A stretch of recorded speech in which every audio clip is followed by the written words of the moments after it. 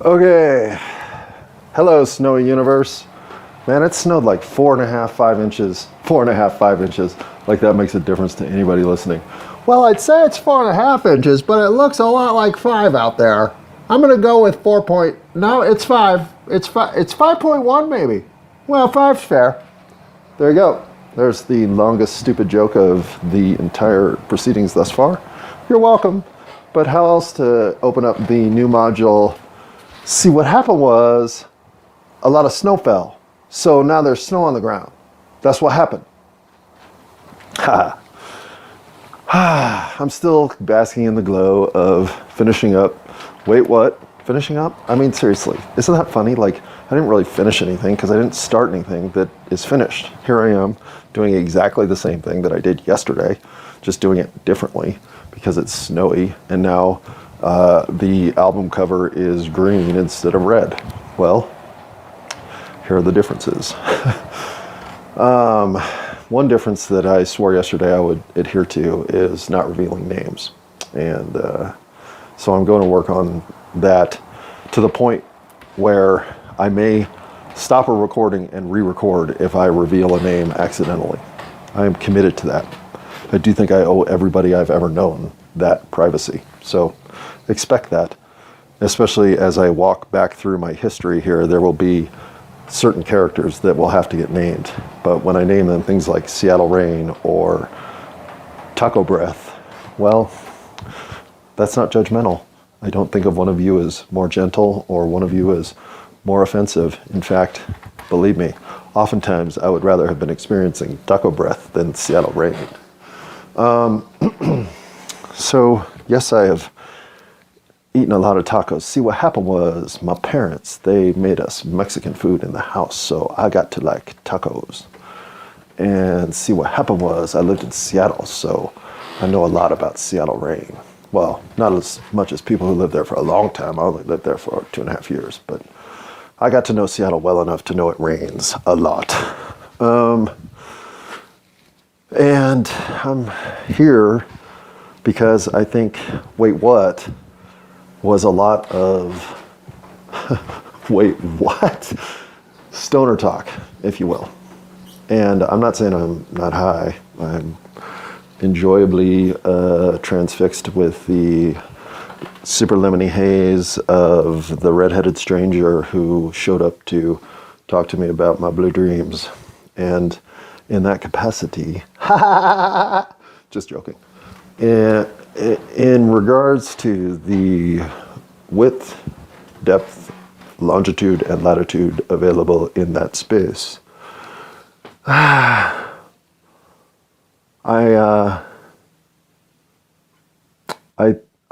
moving more toward recalling what happened to me as a kid, for instance. Why I think of my education, K through 12, as the most fundamental coincidental win of my life. And it's not just because I was spelling bee champion of Denver Public Schools. Now, yes, I was Denver Public Schools spelling bee champion in 4th grade. And if there's anything in the See What Happened Was legacy of action, well, choking is certainly one theme we will be visiting, and then revisiting, and even stomping on as we visit it again and again. Why do I tell you this? Because it matters to me that I tell you this. See, what happened was, I didn't participate in the 3rd, 4th grade spelling bee, citywide spelling bee, when I was in 3rd grade because I was sick, if I remember right. I don't know if that's when I had chicken pox or what, but I know I was out of class the day that they did the in-class spelling bee that then went to the school-wide spelling bee that then sent the kids to the city spelling bee. So I didn't get to participate in any of that in 3rd grade.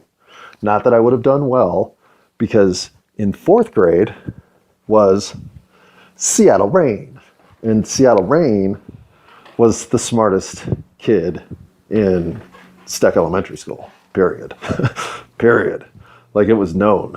And I'm sure Seattle Rain won the 3rd grade spelling bee, 3rd, 4th grade spelling bee in 3rd grade, won it again in 4th grade. because when I won the citywide spelling bee in the 3rd, 4th grade division, I was a 4th grader. And the Seattle Reign had moved on to the 5th, 6th grade division, which she won. And when I competed in the 5th, 6th grade division against Seattle Reign, I came in 2nd. And I don't even remember the word I lost on now. I remember the word that the kid that went out 3rd lost on, tomorrow, for God's sake.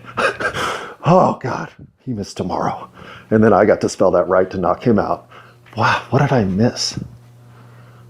If I think about it, it'll come to me. Or if I don't think about it, it'll come to me. Anyway, Seattle Reign beat me head to head. And we went 6, 7 rounds. Like, it was tense. And then she beat me. So I came in 2nd in 5th grade. So I was a heavy favorite to win it all in 6th grade. And I don't know if this is my first choke in life, but let's say this is my first huge choke in life. Because to get to the citywide spelling bee, you had to win your school spelling bee, which I didn't think would be a problem. I was the best spelling kid in school. So if you were in Vegas, and if Vegas had betting odds on the Amos Steck Elementary 5th, 6th division spelling bee, I would have been a 2 to 7 favorite. You'd have had to bet 700 just to win 200. So if you'd have been able to pick me as not going out first, but going out 2nd on a stage full of 20 kids, I bet the odds would have been 10,000 to 1. And yet, that's where I went. I was 2nd out. And I was 2nd out on the word wrote, which I swear to this day I spelled correctly, W-R-O-T-E. I was told by the judges that I had said R-O-T-E. I didn't know the word wrote at the time. I may have seen it. I may have known actually that it was a word, but I wouldn't have known its meaning. I didn't have rote memory. That wasn't a linguistic phrase that I was familiar with. But when they called me disqualified, I didn't understand. I was unsure what had happened. I hadn't misspelled the word wrote. I knew the word wrote. Now, did I misspeak? Of course I must have. There were at least 2 judges, maybe 3. But I walked off the stage humiliated, and in some ways completely confused. This isn't a word I don't know how to spell, so if I said it wrong, well, I guess I lose, right? Because to be a spelling bee champion also includes being heard correctly. And that day, regardless of what I think I said, I finished 19th. In a spelling bee, I was the heavy favorite to finish first. So, yeah, I was the Denver Public Schools spelling bee champion. I even have the picture. And I ended up going to high school with the girl who finished 2nd. We became friends. But everything else about that statement's pretty much false. In my one chance to bring sunshine across Seattle Reign, I couldn't weather the storm. She was better than me. I admit it. And then when I had my chance to ascend and capture a prize that meant something to me, well, I choked. 19th out of 20. I'm not sure if I cried leaving that stage, but I'm sure I wanted to. Hell, I feel like crying about it right now. I mean, it hurt.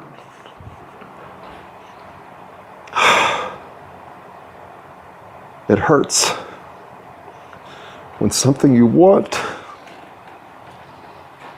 is something that for whatever reason you fail to achieve. Those moments hurt.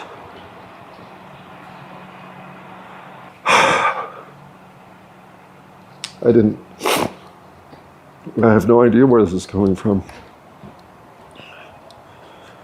I really, I didn't think I would be crying on episode 1, but that tear falling down my cheek says I am.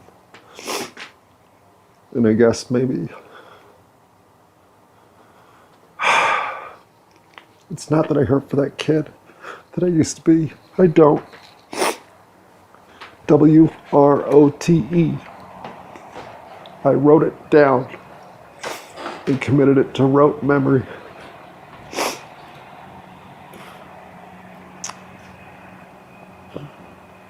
I learned my lesson that day. I don't think I've ever mistakenly written the word wrote when I meant wrote, or vice versa. Unlike, say, your and your, which I misuse all the time. I don't even know why. I've tried to fix that. I can't. Just occasionally I throw a apostrophe RE where none belongs and forget one where it should have been. What am I going to do?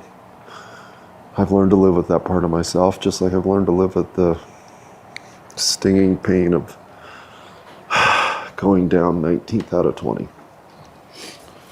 And that's not just not making it, not meeting your potential, not living up to your own hype. That is truly choking. It is taking an opportunity that offered you meaningful return